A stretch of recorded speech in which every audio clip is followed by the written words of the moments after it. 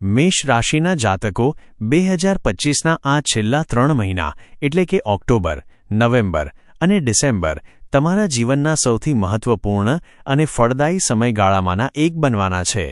જો તમે વર્ષની શરૂઆતથી અત્યાર સુધી ધીરજ અને સાહસ જાળવી રાખ્યું હોય તો હવે સમય આવી ગયો છે કે તમે તેના મીઠા ફળો ચાખો.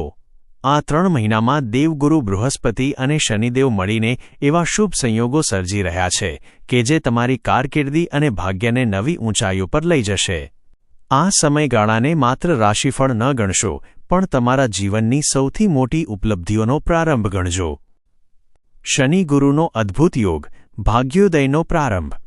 આ 3 મહિનામાં ગ્રહોની ચાલ કેવી રીતે તમારા માટે શુભ પરિણામો લાવી રહી છે તે આ મહત્વપૂર્ણ તારીખો પરથી સમજો. 1. 4 ઓક્ટોબર શનિદેવનું ગુરુના નક્ષત્રમાં આગમન. તમારી કુંડળીમાં શનિદેવ હાલમાં 12મા ભાવમાં વ્યય અને નુકસાનના ઘરમાં વક્રી અવસ્થામાં ચાલી રહ્યા છે, જેના કારણે સાડાસાતીનો પ્રારંભ થયો છે.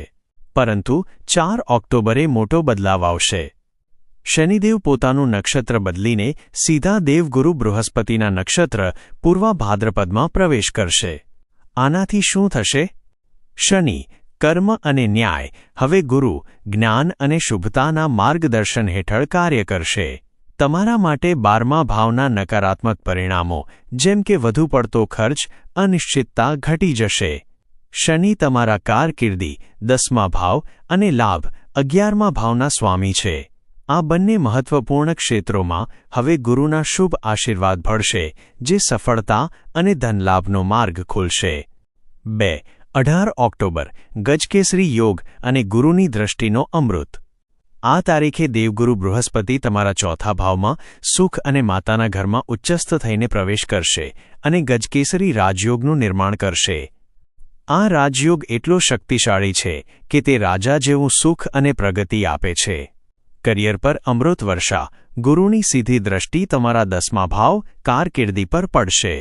જ્યારે કર્મનો સ્વામી શનિ ગુરુના નક્ષત્રમાં હોય અને ગુરુ પોતે કર્મ પર દ્રષ્ટિ નાખે ત્યારે નોકરી ધંધામાં બમ્પર પ્રગતિ નિશ્ચિત છે. પ્રમોશન, પગાર વધારો કે નવી અને મોટી જવાબદારીઓ મળી શકે છે. ખર્ચમાં રાહત, ગુરુની દ્રષ્ટિ 12મા ભાવમાં બેઠેલા શનિ પર પણ પડશે. ગુરુની આ દ્રષ્ટિ ગંગાજળ સમાન પવિત્ર છે. જો તમે અત્યાર સુધી બિનજરૂરી ખર્ચાઓથી પરેશાન હતા અથવા આવક હોવા છતાં ધન સંચય નહોતો થતો, તો હવે આર્થિક સ્થિતિમાં સુધારો થશે અને બચતની શરૂઆત થશે. 3. 28 નવેમ્બર શનિનું માર્ગી થવું. શનિદેવ પોતાની વક્રી, ઉલટી ચાલ છોડીને માર્ગી સીધી ચાલ શરૂ કરશે. સાડાસાતી દરમિયાન શનિનું માર્ગી થવું રાહત અને ચોક્કસ પરિણામો આપે છે. આનાથી તમારા પ્રયત્નોના ફળ હવે સ્થિર અને નક્કર બનશે. 3. મહાન લાભ, ભાગ્ય, કર્મ અને ધન. આ 3 મહિનામાં તમારી કુંડળીના 3 સૌથી મહત્વપૂર્ણ ઘરો સંપૂર્ણપણે સક્રિય થવાના છે. 1. 9મો ભાવ, ભાગ્યની મજબૂતી. ઈશ્વરીય સહારો, તમે તમારી બધી મહેનત કરી લીધી છે. હવે 9મા ભાવની જાગૃતિ બતાવે છે કે ઈશ્વર તમારો હાથ પકડશે. તમારું ધર્મ અને ભાગ્ય એકસાથે જાગૃત થશે. સિનિયરનો સપોર્ટ, જો ઉપરી અધિકારીઓ, સિનિયર્સ સાથે કોઈ અણબનાવ હતો કે તેમનો સપોર્ટ નહોતો મળતો, તો હવે તેમનો પૂર્ણ સહયોગ પ્રાપ્ત થશે. ભાગ્યના બળે તમારા અટકેલા સરકારી કે કાયદાકીય કામો પણ આગળ વધશે. 2. 10મો ભાવ, કરિયર અને જવાબદારી.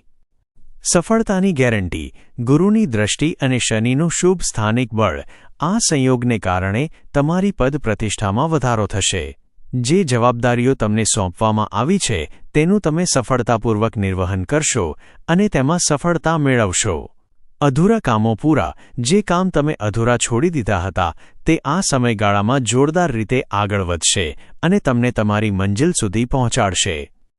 3. 11મો ભાવ, લાભ અને ઈચ્છાઓની પૂર્તિ. આવકનો વિસ્તાર, આ ઘર લાભનું છે.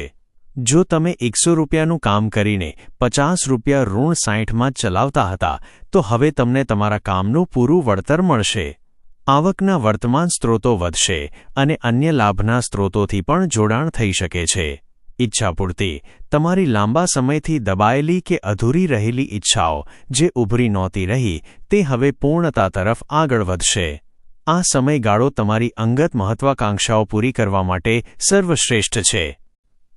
ડિસેમ્બરનો અંતિમ ધમાકો સંઘર્ષ પર વિજય 5 ડિસેમ્બર 5 ડિસેમ્બરે ગુરુદેવ ફરી વક્રી થઈને તમારા ત્રીજા ભાવમાં પ્રવેશ કરશે. પડકારો પર જીત ત્રીજું ઘર સાહસ નાના ભાઈ બહેન અને સંઘર્ષોનું છે.